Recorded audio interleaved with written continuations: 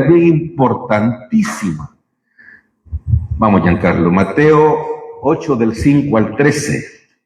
Entrando Jesús en Capernaum, vino a él un centurión, rogándole, y diciendo, Señor, mi criado está postrado en casa, paralítico, gravemente atormentado. Y Jesús le dijo, yo iré y le sanaré. Respondió el centurión y dijo, Señor, no soy digno de que entres bajo mi techo. Solamente di la palabra y mi criado sanará. Porque también yo soy hombre bajo autoridad y tengo bajo mis órdenes soldados. Y digo a este, ve y va. Y al otro, ven y viene. Y a mi siervo, haz esto y lo hace.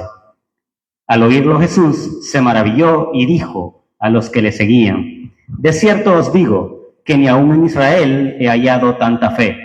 Y os digo que vendrán muchos del oriente y del occidente y se sentarán con Abraham e Isaac y Jacob en el reino de los cielos. Mas los hijos del reino serán echados a las tinieblas de afuera. Ahí será el lloro y el crujir de dientes. Entonces Jesús dijo al centurión, ve y como creíste te sea hecho. Y su criado fue sanado en aquella misma hora. Muy bien.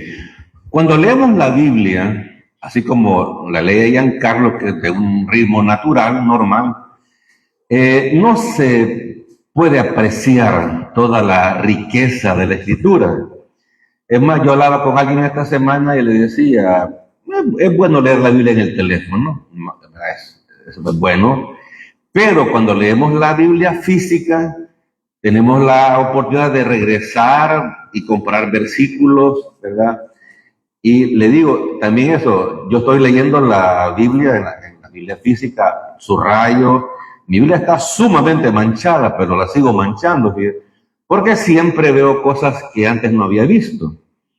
Entonces, en esta ocasión, como me toca explicar el texto bíblico, no sé si usted notó que el elemento principal en esta narración es la fe que tuvo el centurión. Pero además de eso, Cristo le agregó una breve enseñanza acerca del infierno. No sé si usted lo notó. También acerca de la salvación, de la vida eterna.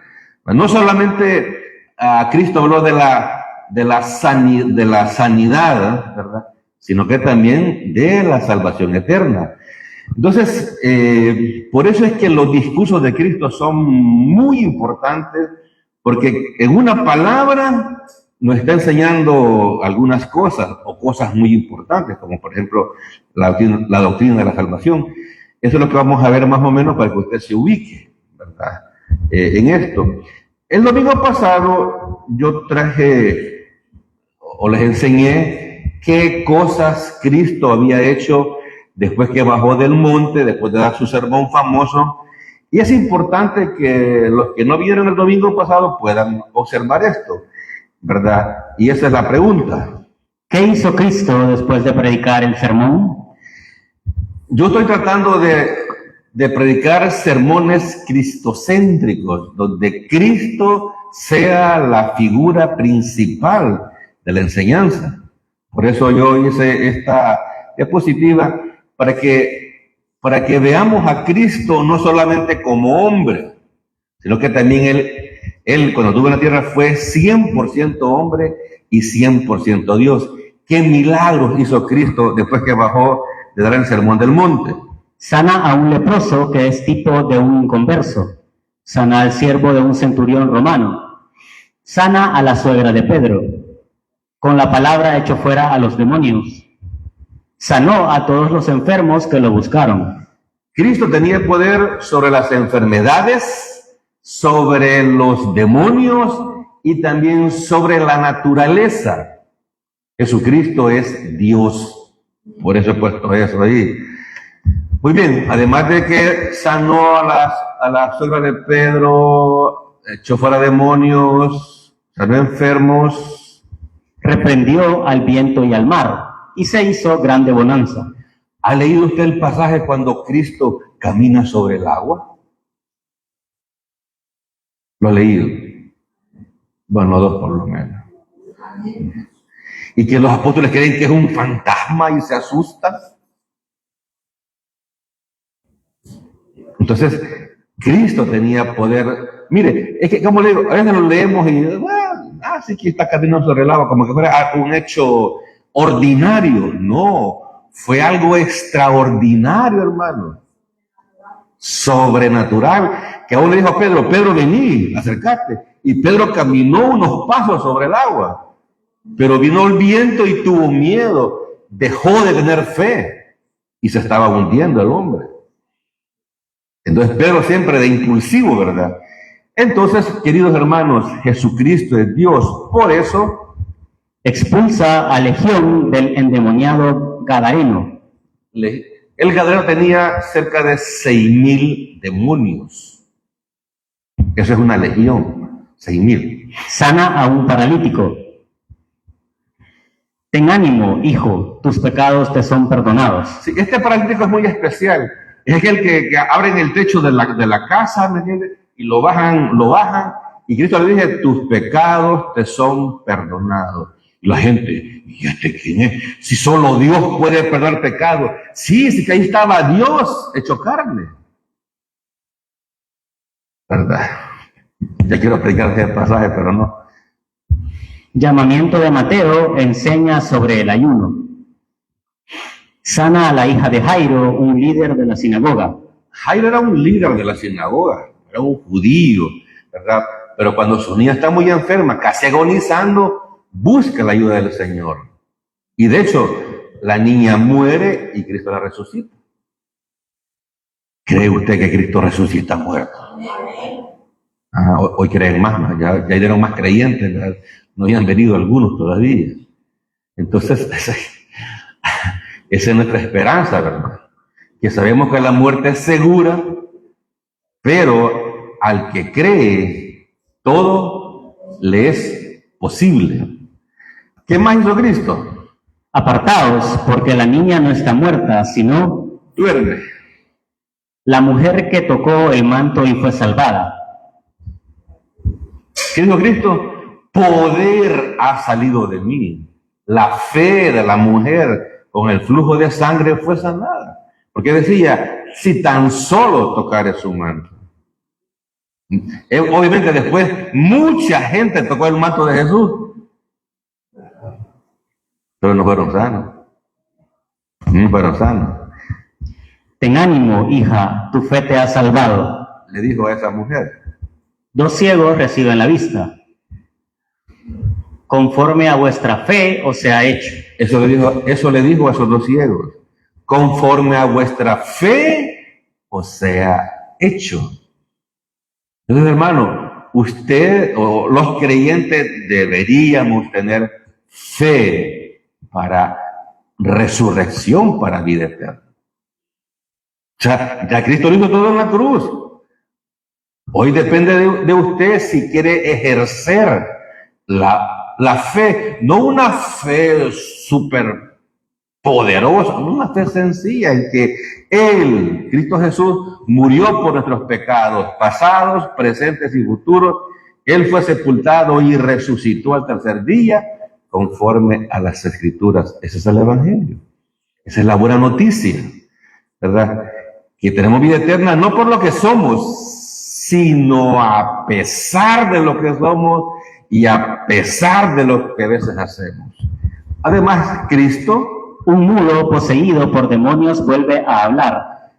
Sí, si mal no recuerdo, era un género muy difícil de sacar que los apóstoles no pudieron. Pero bueno. A la verdad, la mies es mucha, mas los obreros son pocos. Y estas son palabras que Cristo nos dice a nosotros, ¿verdad? Que la mies, que hay mucha gente incrédula allá afuera. Tenemos amigos y familiares incrédulos. La mies es mucha. De hecho, los creyentes realmente salvos somos pocos hoy en día. Somos pocos. Y de esos pocos que somos, la mayoría no evangeliza. Por eso Cristo dijo, y esa verdad es una realidad en cada época. La mies es mucha, pero los que evangelizan realmente son bien pocos. Rogad, pues, al Señor de la mies que envíe Obreros a su mies. Yo oro para que ustedes evangelicen, por lo menos una persona a la semana. Propongámonos, hermanos, hablarle de Cristo a una persona cada semana. Yo sé, mucho. A media persona, pues busque bajito ahí, pues, para predicar. Mire, es importante, hermano. Es importante para su salud espiritual. O sea, usted estaría obedeciendo al Señor, no a mí. ¿Verdad? El Señor nos salvó con un propósito, que sigamos el trabajo que Él vino a hacer, a salvar las almas. Si usted solamente predique, es el Espíritu Santo que va a cambiar las personas, que las va a regenerar, que las va a bautizar. Pero bueno, ese es el punto. ¿Verdad? Comencemos nuestro párrafo con Mateo 8:5. Entrando Jesús en Capernaum, vino a él un centurión, rogándole. Bueno, usted sabe, el nombre Jesús significa Salvador, ¿verdad? Es el Salvador de nuestras almas. Capernaum fue donde, ahí tenía Pedro una casa, el apóstol Pedro, y Cristo vivió la mayoría de tiempo en Capernaum. Él casi no salió de Israel a predicar.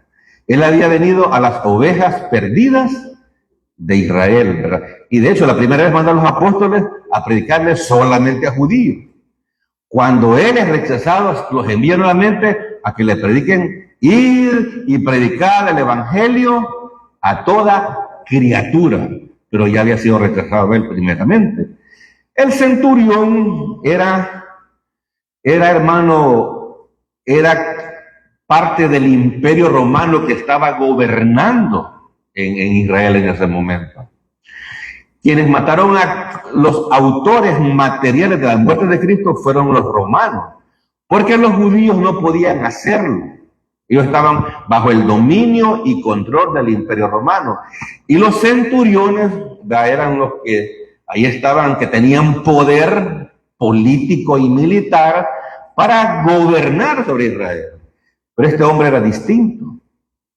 Este hombre era un gentil, era un pagano que tenía mitología griega en su mente, que creía que el Dios verdadero se llamaba Zeus. Pero este hombre había creído en el Dios de Israel, así como Cornelio. Vamos a hablar de Cornelio también en la tarde, porque, verdad, es un ejemplo muy típico y que se usa en Hechos 15. Cornelio también era un centurión romano. ¿Me entiendes? Es decir, que este pasaje nos enseña una cosa, que mejor los gentiles creían en Cristo y no los israelitas. Esa es una de las enseñanzas, ¿verdad? A veces creemos que somos salvos porque no somos católicos. O pensamos que somos salvos porque venimos desde jóvenes a la iglesia. Las personas obtienen la vida eterna cuando ponen la fe sola en Cristo solamente. No es por venir aquí a oír una conferencia cristiana evangélica. No, es por la fe. Y este hombre tuvo mucha fe, este hombre centurión.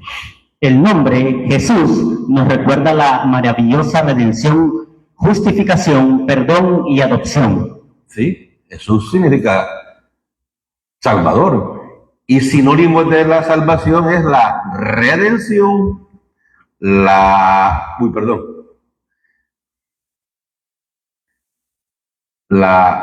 redención, la justificación, el perdón de todos nuestros pecados y la adopción en la familia de Dios. ¿Le gusta eso, hermano? ¿Le gustan esas palabritas?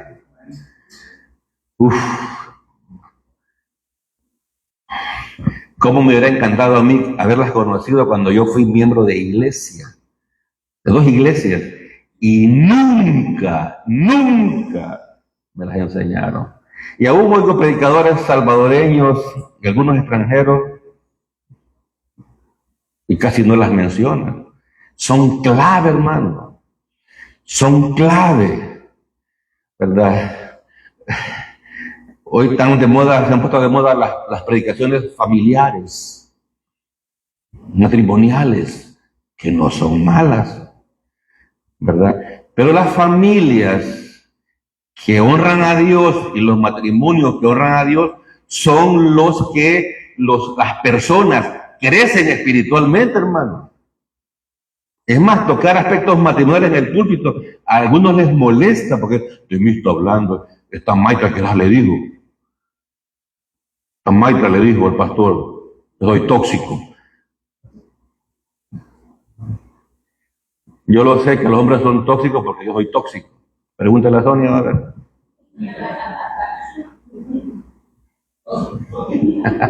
Súper tóxico.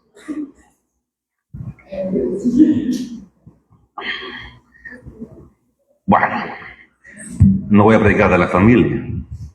Dice Mateo 1:21. Y dará a luz un hijo y llamará su nombre Jesús, porque él salvará a su pueblo de sus pecados. Ahí está. Jesús significa Salvador.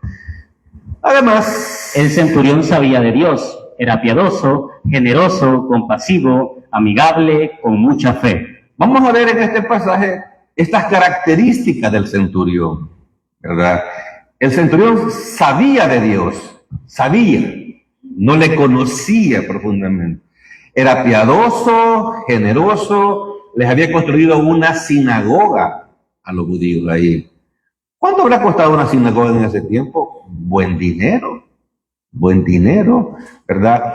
Porque, mire, hermano, la fe, obviamente, a veces se ve por las obras. Eso es indiscutible. Lo dice Santiago, muéstrame tu fe por tus obras. Y yo te mostraré mi fe por mis obras. Entonces este hombre, ¿verdad?, era generoso, compasivo, amigable y con mucha fe. Que Cristo les dice, ¿verdad?, no he hallado tanta fe en todo Israel. Imagínense, hermano, que la fe sencilla en Cristo Jesús es suficiente para salvarnos. Este hombre tenía más fe quizás que nosotros. Bueno, discúlpeme si lo ofendí. Este hombre tenía más fe que yo. Definitivamente. ¿Qué nos enseña la palabra de Dios acerca de Capernaum? En Capernaum, hermano, Cristo no hizo muchos milagros. Aún también en Nazaret, cuando fue a Nazaret, ¿qué decía la gente? Y este que no es el hijo de María. Allí están sus hermanos y sus hermanas entre nosotros, porque María tuvo más hijos, ¿verdad?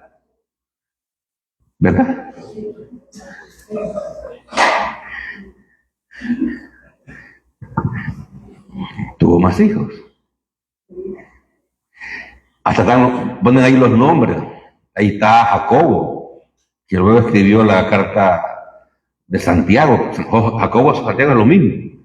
Y también está Judas, ¿verdad?, hermano del Señor, que escribió una breve carta, pero muy punzante. Muy bien. Entonces, ¿qué nos enseña la palabra de Dios acerca de Capernaum? Estas son palabras de Cristo. Dice Mateo 11, 23, 24. Y tú, Capernaum, que eres levantada hasta el cielo, hasta el Hades serás abatida. Porque si en Sodoma se hubiera hecho los milagros que han sido hechos en ti, habría permanecido hasta el día de hoy. Por tanto, os digo que el día del juicio será más tolerable el castigo para la tierra de Sodoma que para ti. ¿Sabe qué Sodoma y Gomorra, que están de moda esas ciudades ahorita, verdad? Hay algún desfile en El Salvador, se les mojó un poquito la canoa, se mojaron porque está lloviendo, ¿verdad? El ilustre hermano Hiro dice, se les fue la carga de helado, dice, ¿verdad? Entonces, y el desfile llovió, ¿verdad? Entonces, hermano querido, y en muchas partes se está elevando esa bandera de arcoíris, que es una bandera en rebelión a Dios, que dice, nosotros queremos hacer lo que queremos. Y Dios, por eso destruyó Sodoma y Gomorra. Dice Cristo, eres levantada hasta el cielo. Ahí estaba Dios hecho carne en Capernaum. Pero dice Cristo, vas a ser abatida hasta el infierno, de la palabra Hades, ¿verdad? Y también habla de un día del juicio, va a haber castigo, porque la gente cree que no, Dios no va a castigar a la gente. No, la gente se muere y termina todo. Vamos a ver al final de esta exposición algunos versículos acerca del lago de fuego. Así que tengo que correr para llegar hasta ahí. Mateo 8:6. Y diciendo, Señor, mi criado está postrado en casa, paralítico, gravemente atormentado. Esto lo dice el centurión. Le dice Cristo, Señor. Y cuando dice Señor, hermano, ¿qué significa la palabra Señor? Amo, dueño, jefe. Hermano, el centurión lo está viendo como Dios.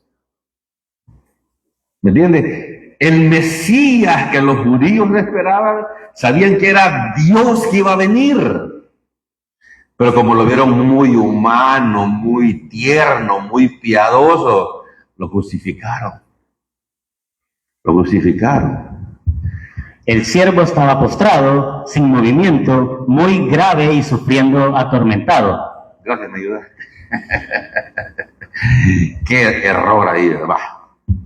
El centurión llegó ante el Señor Jesucristo con una actitud sumamente humilde. Sí, Señor. Mire, no estaba pidiendo ni para él.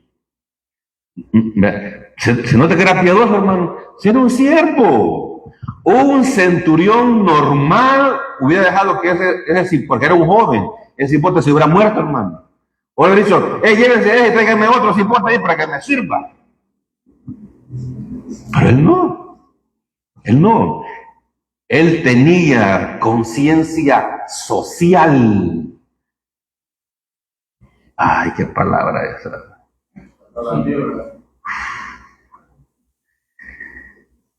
Conciencia social, hermana, que nuestra gente no tiene, o no tenemos, solo pensamos en nosotros. No nos importa el sufrimiento de otras personas. ¡Ah, sí, sí, metan los presos, a lo más refundido de la cárcel, denle 50 años. Uf. En esa sociedad vivimos, hermano.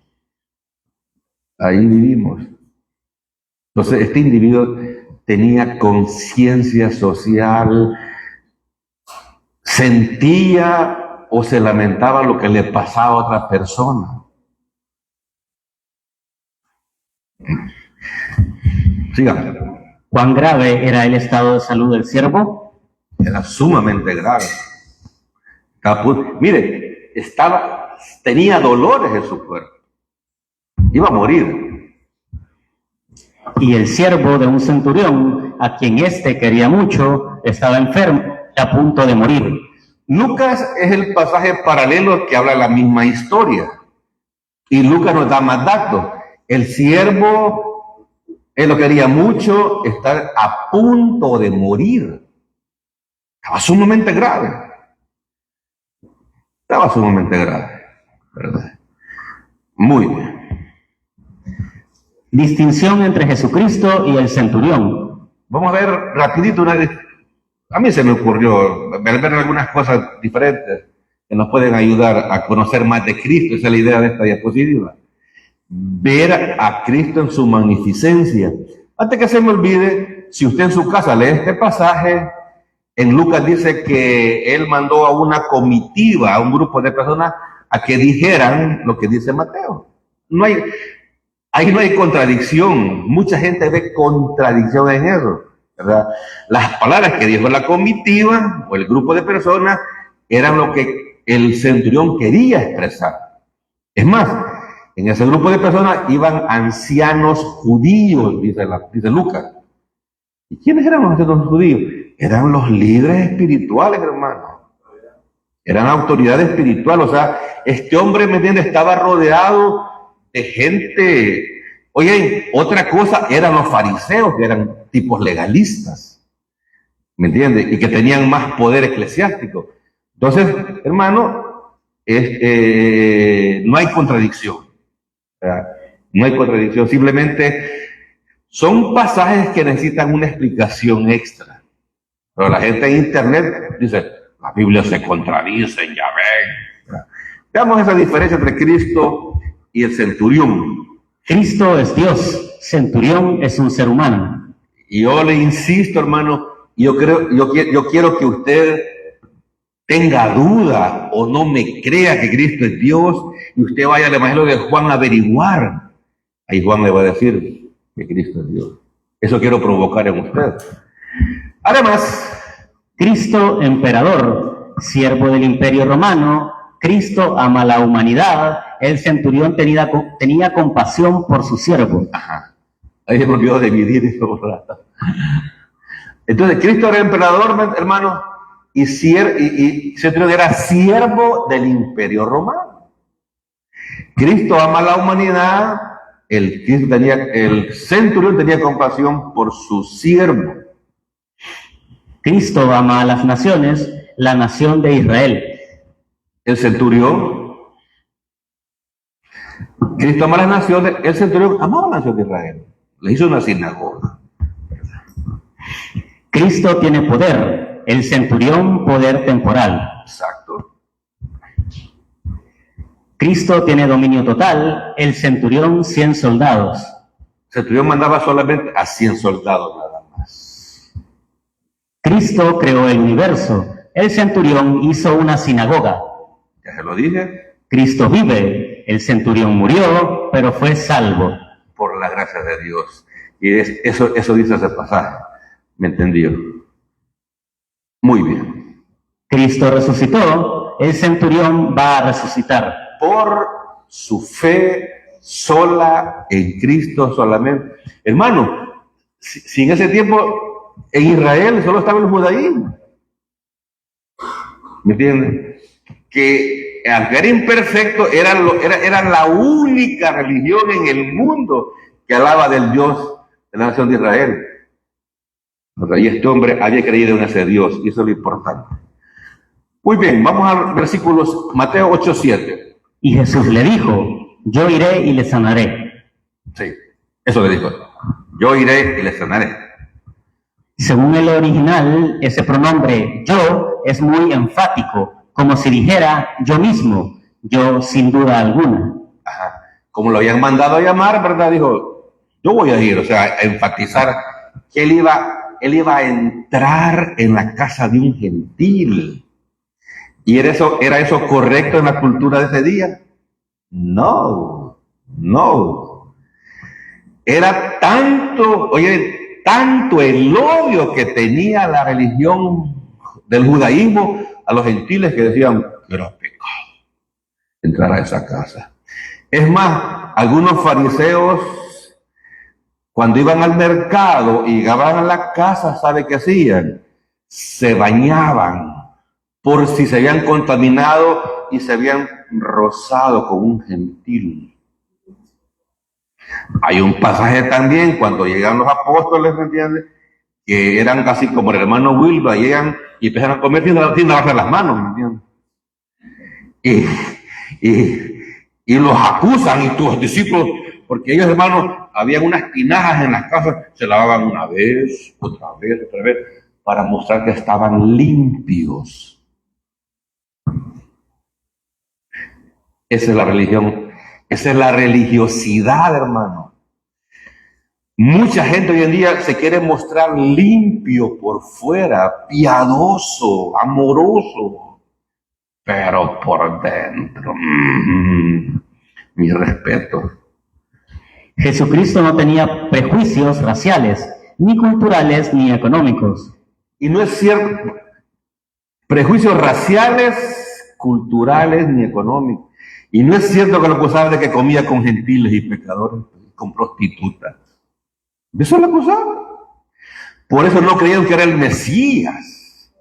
¿Me entiendes? Porque se rozaba con lo más vil y despreciado del mundo. ¿Y qué dijo Cristo? Los enfermos, ¿okay? Los sanos no tienen necesidad de médico, sino los enfermos. No he venido a llamar a justos, sino a pecadores. Entonces, Cristo salva a pecadores, no salva a personas que se creen muy limpios, muy inmaculados, muy espirituales, muy justos. No. Dice Isaías, aunque te laves con lejía, tu pecado no va a ser limpiado. Cristo salva pecadores. Era pecado en ese tiempo que un judío entrara en la casa de un gentil para contaminarse. Sí. Por eso el centurión va a decir lo que vamos a ver a continuación. Mateo 8:8. Respondió el centurión y dijo: Señor, no soy digno de que entres bajo mi techo. Solamente di la palabra y mi criado sanará. El centurión mostró una gran fe en la persona de Jesucristo, reconociendo su autoridad para sanar a su criado con solo su palabra. El centurión creía que cuando Jesucristo dice vete, la enfermedad se iría, y cuando dice ven, la salud llegará. No soy digno de que entres bajo mi techo, solamente di la palabra y mi criado sanará. ¿Qué más dijo el centurión? 8:9, Mateo. Porque también yo soy hombre bajo autoridad, y tengo bajo mis órdenes soldados, y digo a este, ve y va, y al otro, ven y viene, y a mi siervo, haz esto y lo hace. La explicación que da el centurión es amplia, ¿verdad? Solo di la palabra, porque yo también solo digo la palabra, y mis soldados hacen lo que yo digo. Si el centurión tiene hombres bajo sus órdenes, ¿qué es lo que tiene Cristo bajo su autoridad? Otra vez. Si el centurión tiene hombres bajo sus órdenes, ¿qué es lo que tiene Jesucristo bajo su autoridad? Tiene a todos los que hemos puesto la fe en Cristo, ¿verdad? Oiga bien, el versículo nos habla acerca de la autoridad. A los creyentes nos es bien difícil someternos a la autoridad de Cristo Jesús. Nos gusta vivir independiente de Él. ¿Por qué aquí le decimos lea el Nuevo Testamento? Para que usted vea qué mandamientos son para nosotros. ¿Entiende? ¿Qué es lo que el Señor quiere de nuestras vidas? ¿Cuál es la voluntad de Dios para su vida? Y debemos de someternos a la autoridad de Cristo. Le voy a decir una cosa. La voluntad de Dios para un esposo es una. Y la voluntad de Dios para una esposa es otra. Es más, la voluntad de Dios para cada individuo es distinta. Dios tiene un propósito para cada uno de nosotros. Y se requiere que como creyentes salvados por gracia lo averigüemos. Que no nos conformemos porque ya servimos en algo de la iglesia. Está bien, siga sirviendo. Pero todo creyente debe avanzar, ¿me entiende? Así como las personas, ¿me entiende? Que trabajamos y queremos más, y queremos vivir mejor, ¿no es cierto? Y es normal hasta cierto punto. ¿Y por qué no en el aspecto espiritual? Que nos contentamos, ya tengo esto, ya, sirvo aquí, sirvo allá, y nos quedamos ahí. Y disculpen la palabra, estancados. ¿Verdad que nadie quiere quedarse estancado económicamente, verdad? No, todos queremos avanzar. Usted ve las empresas cómo comienzan con una sucursal, ¿verdad? Y después ponen otra, y depende cómo esté la venta, así van avanzando. No se quedan con una. Y usted ve las cadenas, ¿verdad?, internacionales que ponen en todo el mundo sus restaurantes, ¿no? ¿Qué se llama eso? Expansión, avanzar. Entonces, espiritualmente los creyentes ven, yo ya hago esto en la iglesia. Y ¿sabe lo que más me preocupa? Los que no hacemos nada en la iglesia. Nos alegramos que hemos sido salvados por Cristo Jesús y yo feliz. Por eso les digo, lean el Nuevo Testamento.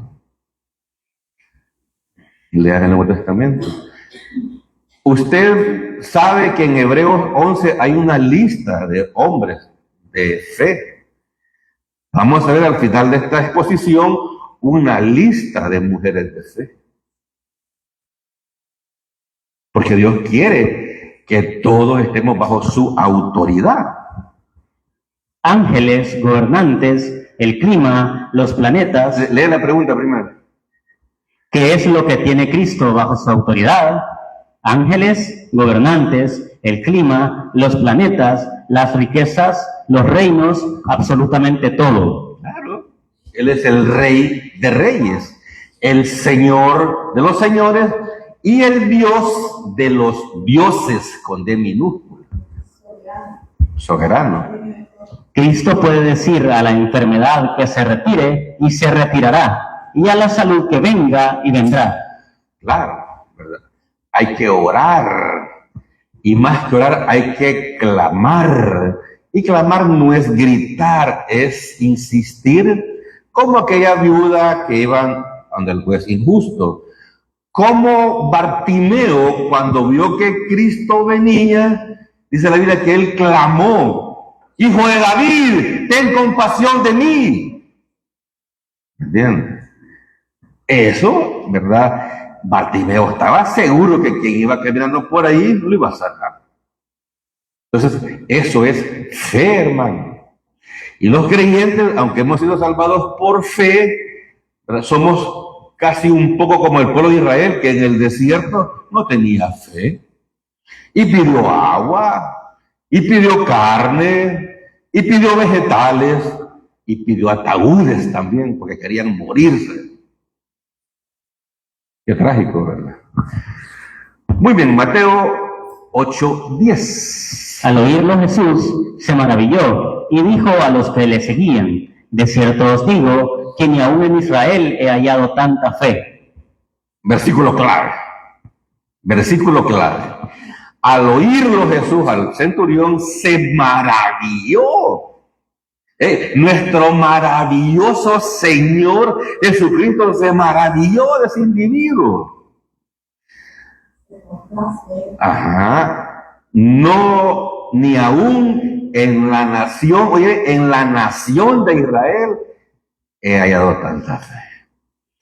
Y él ya tenía aproximadamente unos 33 años. Y no había visto a ningún hombre así. Y era gentil. Así como aquel gentil que se regresó de los 10 leprosos, ¿se recuerda el domingo pasado?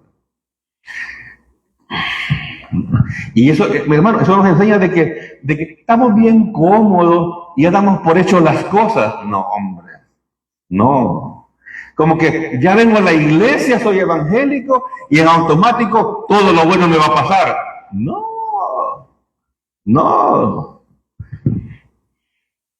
Claro que no. Dios te ha salvado, te ha dado el Espíritu Santo para que le busques más, para que le busquemos más y tomemos buenas decisiones en la vida. Porque todos los días tenemos que tomar decisiones. Y es importante, ¿verdad? Más los jóvenes, que uno ya está curtido y uno sabe cómo se puede rebuscar y defenderse, pero ustedes, jóvenes, las decisiones que tomen los van a marcar toda la vida. De hecho, la persona que ustedes elijan para casarse, eso va a ser determinante para toda su vida. Tienen que pensárselo bien cada paso en la vida. Entonces, ¿Cuál es la recomendación? Busquen de Dios. Yo no digo, ven a todos los cultos de la iglesia. Busque a Dios en las Escrituras, busque a Dios en el Nuevo Testamento. Lea los discursos de Cristo Jesús, vea las cartas de Pablo, los mandamientos, los principios que Él nos da. Entonces, hermanos, en la Biblia todos los que caminaron por fe les fue bien. Todos. Y hubieron unos creyentes que no caminaron en fe, les fue mal. Les fue mal. Bueno, entonces Cristo estaba maravillado. Jesucristo halló en el centurión un amor tan afectuoso, una consideración tan solícita, una visión tan penetrante, una humildad tan sobresaliente y una confianza tan ilimitada. Cristo como Dios sabía todo eso. Que el centurión tenía un amor tan afectuoso por ese siervo, cipote, ¿verdad? Es porque el hombre tenía fe en el Dios de Israel. Era muy considerado con ese muchacho. Tenía una visión que él sabía que tenía que hacer lo bueno. Era humilde porque buscó a Cristo Jesús, hermano. Y tenía confianza en que el Señor lo iba a sanar. Buen cuadro de este individuo. El corazón de los israelitas estaba lejos del Señor Jesucristo, así como los religiosos de la época actual que solo de labios honran a Dios. Tal vez no tanto a ustedes, pero personas de otras iglesias les dolería esto, hermano.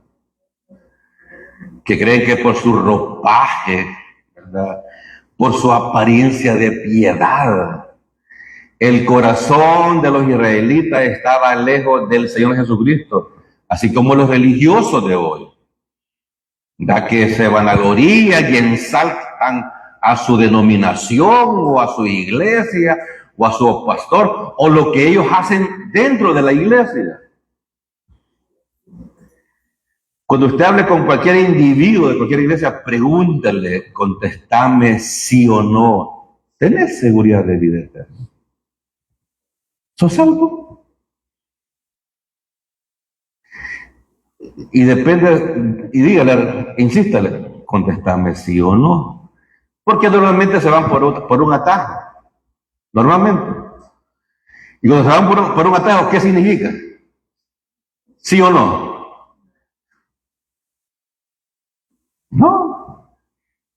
Entonces, hermano, es grave la situación religiosa de las personas que asisten hoy en día a las iglesias. Grave. Es lastimosa. Pero no es ese el tema ahorita. Mateo 8:11. Y os digo que vendrán muchos del oriente y del occidente, y se sentarán con Abraham e Isaac y Jacob en el reino de los cielos. Ajá. Y estará vivo Abraham. Isaac estará vivo. Y Jacob, el tramposo de Jacob, el mentiroso de Jacob, ¿ah?, el que tenía 4 novias. Qué amargado de haber vivido ese hombre, ¿verdad? 4 novias, 12 hijos, una hija medio coscolina. Wow. Entonces, estos son los versículos que cuando usted lea la Biblia pasan, requieren explicación, ¿verdad? Vendrán muchos del oriente. Cristo estaba en Israel. Cuando dice oriente se refería a Turquía, a Irán, Rusia, y del occidente. ¿Quiénes estaban ahí? Nosotros. Porque ya en España en adelante lo llaman, es la parte occidental del mundo. Y estamos nosotros. Fíjense que esto tiene relación con lo que se está hablando en el concilio de Jerusalén. La aceptación de los gentiles en la iglesia naciente de Jerusalén. Cristo aquí lo dice, pues.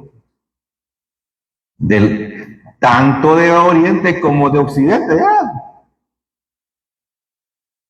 Se van a sentar con el padre Abraham, con Isaac, con Jacob, en el reino milenario sobre la tierra después de la segunda venida del Señor. ¿Creen ustedes eso? Pues de eso habló el profeta Amós. Y Jacobo en el discurso lo va a mencionar, ¿verdad? De la aceptación de los gentiles en la iglesia que era mayoritariamente judía al principio. Muy bien. Muchos gentiles de todas partes vendrán para participar de las bendiciones de la salvación con los patriarcas. Acuérdense que, como aquí hay hermanos nuevos, todo comenzó con Abraham, que no era judío, era gentil, vivía en Ur de los caldeos, allá por Ur queda en lo que hoy es Irak. Estaba ahí en Mesopotamia, y desde allá le dijo, vení, salite de ahí a la tierra que yo te mostraré. Un trayecto de casi más, si no mal no recuerdo, como 2000 kilómetros. Pero bueno. El reino de los cielos son los cielos y la tierra nueva, donde se encuentran la luz, la alegría, la gloria y la longevidad de la vida eterna. El reino de los cielos también incluye, por supuesto, el reino milenial. Ahí se me olvidó ponerlo. Vamos a Mateo 8:12. ¿Están vivos Abraham e Isaac y Jacob? Claro, él mismo dijo, Dios es Dios de vivos, no de muertos. Ellos están dormidos, esperando resurrección. Nuestro futuro hogar, la Nueva Jerusalén. Si a usted le gusta su casa, ahí donde vive, ahí va a vivir después, miren ese hotel. 5 estrellas, casi 25 estrellas. La de abajo es la Jerusalén actual, hasta el Domo de la Roca, ¿verdad? Aquí, como hay hermanos viajeros, alguna vez que vayan a Israel, de alguna parte van a ver esto, ¿verdad? Y creo que está la puerta occidental, que se cree que es por donde va a entrar Jesucristo en su venida. Ese es otro tema. Mateo 8:12. Mas los hijos del reino serán echados a las tinieblas de afuera. Ahí será el lloro y el crujir de dientes.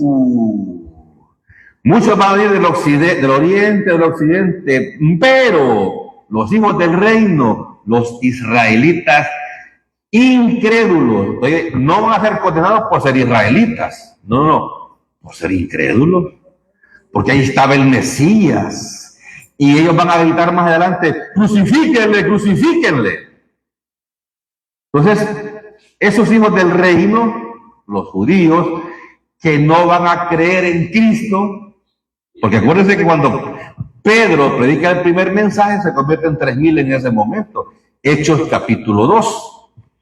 Y después en otro sermón se convierte en 5000 personas. Entonces, los israelitas no creyentes, ¿a dónde van a ir? Tinieblas de afuera, ahí será el lloro. Se parece eso a una tumba, hermano.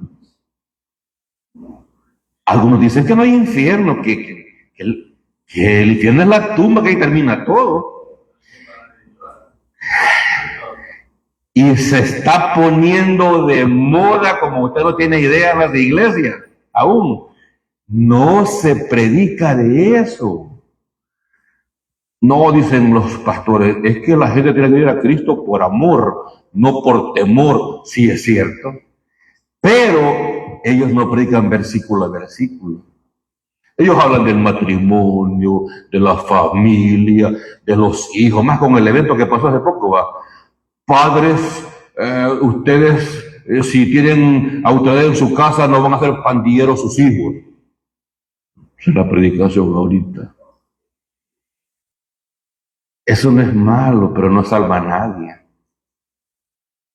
No salva a nadie. Entonces, queridos hermanos, sí, la gente que conocemos, nuestros vecinos, si no ponen la fe en Cristo, se van a ir al lago de fuego. Nuestros familiares que van a iglesias equivocadas, con doctrina equivocada, díganle que pongan la fe en Cristo. No es que se cambien de iglesia. Nosotros no queremos reclutar gente para acá. Usted. Suficientes hermanos y hermanas hay acá para que me den dolores de cabeza y me salgan más canas. ¿Entiendes? Pero es urgente decirle que la religión donde están, que no la adoren, que no salva, aunque sea muy famosa y muy bonita y muy grande. Entonces, hermano, en la tumba no va a haber lloro ni crujir de dientes. Vamos a ver eso más adelante en Marcos. Ya vamos a ir a esos textos. Los hijos del reino, esto es, los judíos, llamados así debido a los muchos privilegios del reino que habían disfrutado, serán condenados por incrédulos. Hijos del reino tenían el Antiguo Testamento, ellos, hermanos, tenían al único Dios verdadero y no aprovecharon. Como los evangélicos, ¿verdad? No somos católicos, ¿verdad que no? No somos musulmanes, ¿verdad que no? No somos mormones, ¿verdad que no? No somos testigos contra Jehová, ¿verdad que no? No somos adventistas, ¿verdad? Somos hijos de Dios por la fe en Cristo. Pero no se confíe. Las cosas no vienen en automático. Sus hijos van a tener una pasión por Cristo cuando usted se los inculque. No porque vengan solamente el día domingo aquí a la escuela bíblica. Sus hijos pasan 5 días en la escuela. Bueno, yo de aquí porque está cerca, no sé quiénes son. Los hijos van aquí. Ahí vamos, ¿verdad, Francisco? En la noche, ¿verdad? Pasan 5 días ahí en la escuela o cualquier escuela y vienen aquí 1:30 horas cada semana, imagínense. ¿Qué va a pesar más en sus mentes, hermano? Lo que hay en la escuela. Lo que hablan los niños en la escuela. Usted, hombre, usted es la cabeza del hogar. Usted es el responsable mayoritario de la educación de sus hijos. ¿Tienen ellos una pasión por la iglesia? ¿Por Cristo Jesús? ¿O creen que Cristo nada más es un señor de culto de domingo por la mañana?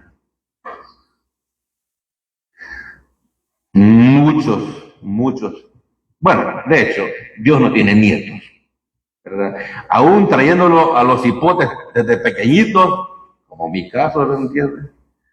Siempre estos niños tienen que tomar sus decisiones. No es que tampoco automáticamente, como siempre desde chiquito vino a la iglesia, ¿verdad? Va a ser buen cristiano. Tampoco. Imagínense que viniendo y trayéndolos a la fuerza, el chip no cambia. Y más ahora en la época donde los patos mandan a las escopetas. Y lo digo con respeto, queridas escopetas.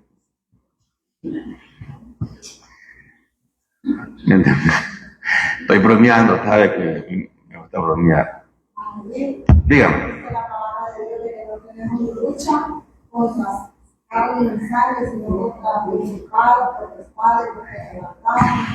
Claro, sí.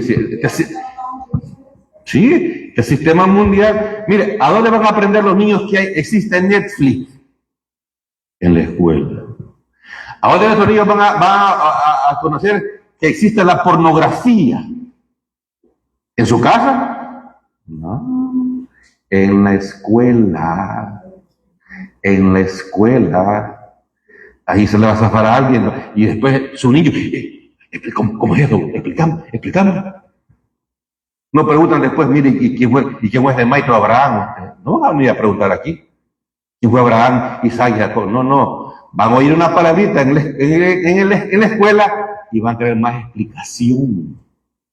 O oyen la palabra porno. ¿Qué van a hacer? Google. ¿Qué es porno? El hermano Google todo lo sabe. Y ahora con el chat GPT, ¿no? Yo como ignorante, me enseñó el chat GPT. Como yo pregunto, yo soy ignorante tecnológico. Y ahora, la inteligencia artificial, no, hermano, esa es cosa seria. Yo que no leo mucho, no me queda tiempo me gusta el campo, pero no tengo tiempo. Eso es increíble, hermano. Es increíble.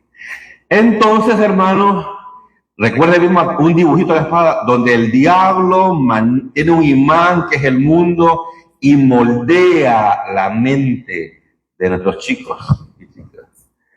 Entonces, esto es serio, muy serio. Vamos rapidito a Mateo 8, perdón. No. Sí, vamos a hablar un poquito de lo que es el infierno. Marcos 9:43 dice: Si tu mano te fuere ocasión de caer, córtala. Mejor te es entrar en la vida manco que teniendo dos manos ir al infierno, al fuego que no puede ser apagado, donde el gusano de ellos no muere y el fuego nunca se apaga. Esas son palabras textuales de Cristo Jesús, ¿verdad? Y menciona la palabra infierno, que es fuego que no se apaga, el gusano no muere y el fuego nunca se apaga.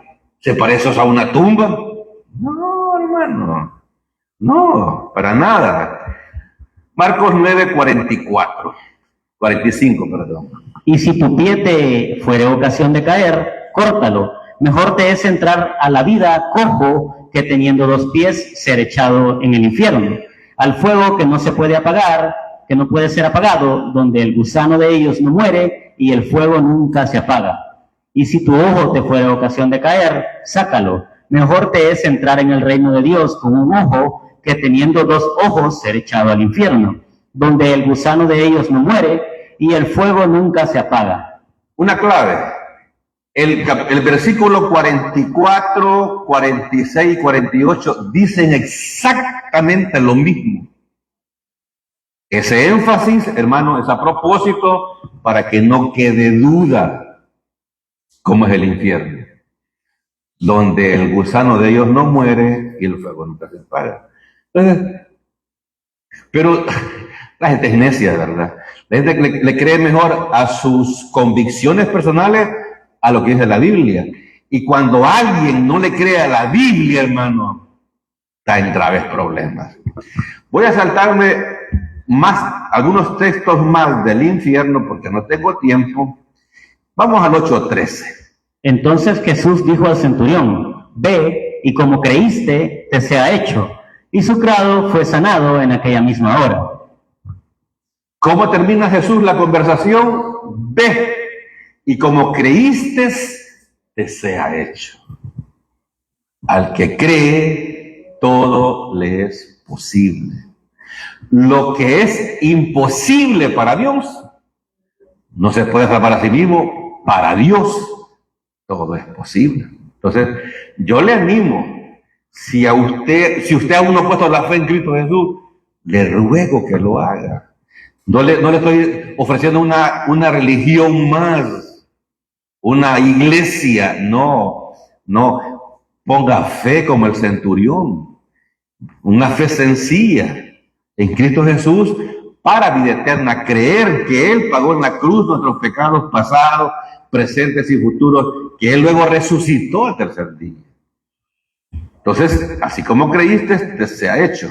Voy a correr porque tengo poco tiempo. Le dije, hace un par de años yo prediqué una serie de los hombres de fe de Hebreos 11, donde dice que la fe es la certeza de lo que se espera, la convicción de lo que no se ve. El centurión tuvo fe, ¿verdad? Bartimeo tuvo fe en Cristo. El crucificado a la derecha de Cristo tuvo fe. Así que la gente se salva por fe, no por hacer cosas. Mire, y si la salvación fuera por hacer obras, ¿cuántas obras tendría que hacer para ser salvo?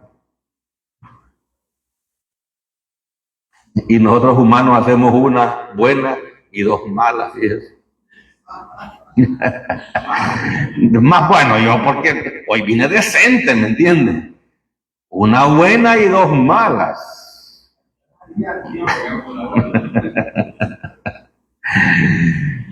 Si es que a veces ni le cedemos el paso a los otros motoristas rápidos y furiosos, ¿verdad? Vamos a ver rapidito para terminar, bueno, algunas mujeres heroínas de la fe. Número 1. Sara creyó la promesa de un hijo. Tenía 90 años. Al principio se rió, ¿verdad? Pero tenía fe. 2 y 2. Rebeca, por la fe, tuvo bondad y discernimiento. La rebelde tuvo fe, ¿verdad? Cuando llegó el siervo a buscar la esposa para Isaac, ella tuvo fe, fue atenta, sacó agua, le dio a los camellos que consumen mucho combustible, ¿verdad? Y, ¿me entiende? Usted sabe que fue la esposa de Isaac. 3. Rahab tenía fe y temor en el Dios de Israel. Ya tenía sueño. Rahab, a mí me gusta una frase que les dice Rahab a los 2 espías. Nosotros hemos oído, ¿verdad?, lo que el Dios de ustedes le hizo a los egipcios. Hermano, eso había pasado hace 50 años aproximadamente. Era una mujer que tenía fe. Por eso escondió a los espías y iba a ser la bisabuela del rey David. Por fe. Por fe. ¿Qué más? Débora, jueza, profeta y líder militar. En tiempo de opresión gentil, ni un hombre quiso levantarse para pelear contra el enemigo. Débora, jueza, bueno, ella era predicadora. Y al ver la negligencia de tanto hombre, hermano, se convirtió en líder militar y luego juzgó al pueblo de Israel. Entonces, cuando no hay hombres disponibles, las mujeres salen adelante.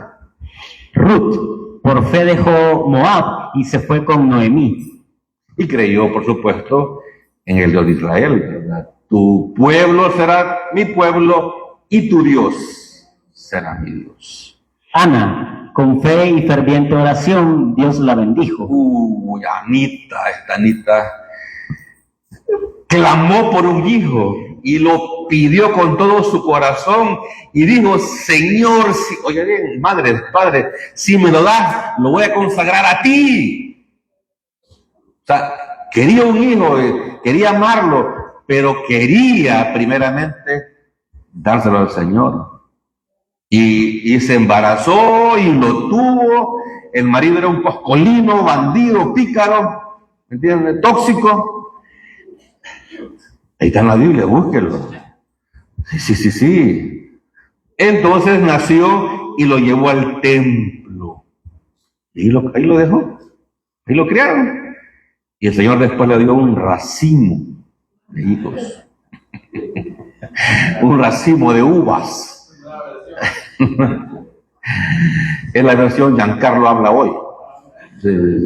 Buena versión. Entonces, yo he predicado del libro de 1 Samuel. Me fascina, hermano. Me fascina la fe de Ana. 7. Abigail, por fe fue sabia y valiente ayuda a David. Sí, en tiempos de que David andaba huyendo, el esposo de Abigail, ¿cómo es que se llamaba? Nabal. Bueno, así como dice Gabriel y Denny. Natambaki, Natán, no.